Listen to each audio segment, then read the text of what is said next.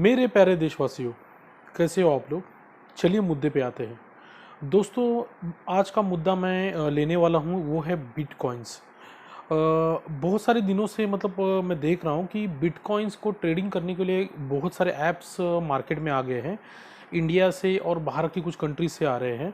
और ये सब देख के मुझे कुछ प्रैक्टिकली आपको बताना है कि बिटकॉइंस आपको लेना ज़रूरी है कि नहीं, या इसके पीछे की जो रिस्क है, जो प्रैक्टिकल रिस्क है, वो सब समझना बहुत ज़रूरी है।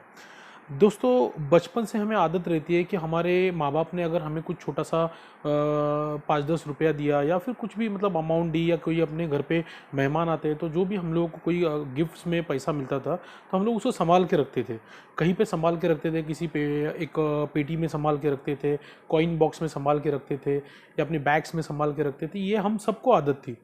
और जैसे ही वो पैसा ज़्यादा हो जाता है, जमा होके थोड़ा और अमाउंट बढ़ जाती है, तो हम लोग उससे कुछ खरीदते हैं, कुछ परचेस करते हैं, या फिर कुछ अपने लिए यूज़ कर लेते हैं। जैसे हम लोग बड़े होते हैं, हम लोग जॉब पे जाते हैं, तो हमारी जो सेविंग्स रहती है वो हमारे बैंक्स के अकाउंट्स में आती है, या हमारे घर में भी कुछ कैश में रिजर्व की रहती है। तो बोलने का ये तरीका है कि ये जो करेंसी रहती है ये किसी ना किसी फॉर्म में हमारे पास हाजिर रहती है, और हमें पता रहता है कि आज नहीं तो कल हम उसको यूज़ कर सकते हैं, उसको यूटिलाइज करके उससे कुछ परचेसिंग कर सकते हैं या ट्रेडिंग कर सकते हैं। बिटकॉइंस का या जो क्रिप्टो करेंसी है उसके बारे में अगर मैं प्रैक्टिकली बोलूँ, तो इसका कोई एक वर्चुअल फॉर्म में ही ये अवेलेबल है। इसका कोई एक फिजिकल फॉर्म नहीं है। और वर्चुअल फॉर्म होने के कारण इसको हम लोग ज़्यादातर अपने मोबाइल्स में या हमारे कंप्यूटर में या किसी और सर्वर्स में हम लोग उसको डाउनलोड करके रख सकते हैं, जितना मैं समझता हूँ। मैं कोई इस विषय का टेक्निकल पर्सन नहीं हूँ। मुझे टेक्निकली इस विषय के बारे में बिल्कुल मालूम नहीं है। मैं प्रैक्टिकली बात कर रहा हूँ कि प्रैक्टिकली हम लोग इस करेंसी के ऊपर कितना विश्वास रख सकते हैं और इसमें इन्वेस्टमेंट करना रिस्क है या नहीं है।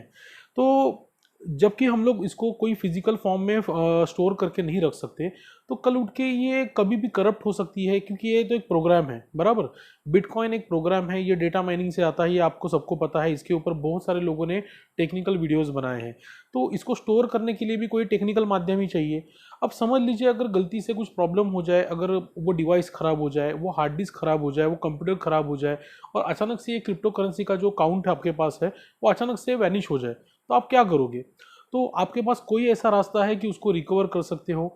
अगर है तो भी उसके लिए आपको कुछ चार्जेस पे करना पड़ेगा। उसके उसके लिए कोई भी क्लियरिफिकेशन आज के टाइम में नहीं है। समझ लीजिए कि ये एक प्रोग्राम है, और सबको पता है कि हमने बचपन से देखा है कि लोग बड़े बड़े सॉफ्टवेयर्स का डुप्लीकेशन करते हैं। जैसे कि बड़े बड़े गेम्स रहते हैं, उनका डुप्लीकेशन करके सीडीज आ जाती है, और वो अभी तो डाउनलोड भी कर सकते हो आप हर चीज़। तो ये भी संभव है कि ये जो क्रिप्टो करेंसी है इसका कोई ना कोई कॉपी पेस्ट भी कर सकता है, इसकी कॉपीज एक से ज़्यादा बना सकता है। समझ लीजिए, आज के टाइम में एक क्रिप्टो करेंसी की वैल्यू 1,000 रुपया है। एक बिटकॉइन की वैल्यू 1,000 रुपया है। और किसी ने अगर उसकी 1,000 कॉपीज निकाल दी और उनको हज़ार हज़ार रुपये में बेचना चालू कर दिया, तो उसमें कोई ऑथेंटिकेशन ही नहीं बचेगा।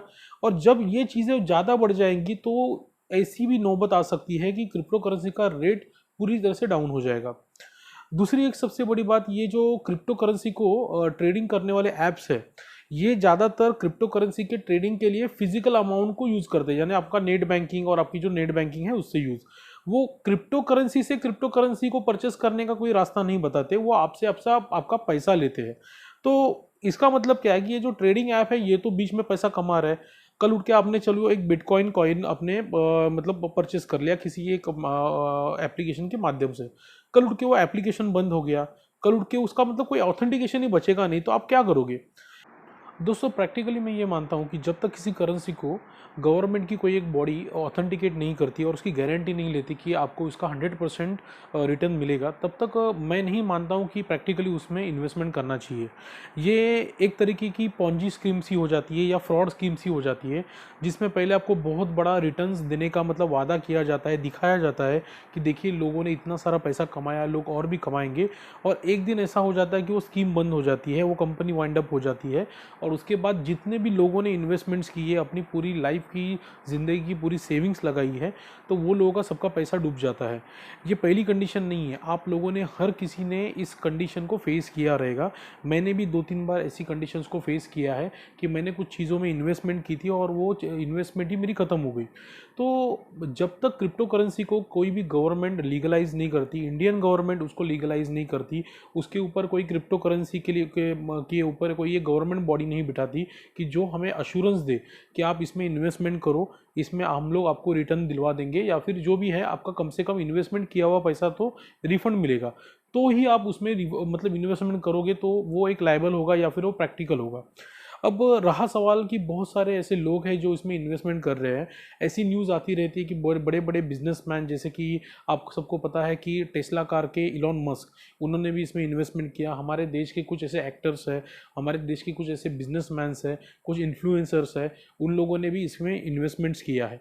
तो आप सोचिए कि उन लोगों के पास इतना पैसा है कि वो लोग अपने इतने पैसे में से थोड़ा बहुत पैसा इस करेंसी में डाल सकते हैं। अगर वो ख़त्म भी हो जाए, अगर उनको उसका रिटर्न भी ना मिले, उसमें उसके साथ फ्रॉड भी हो जाए, तो वो लोग किसी को बताएंगे भी नहीं, क्योंकि उनके पास इतना सरप्लस पैसा है, इतना पैसा उन लोगों ने कमा के रखा है कि उनको कोई मतलब इफेक्ट नहीं होगा।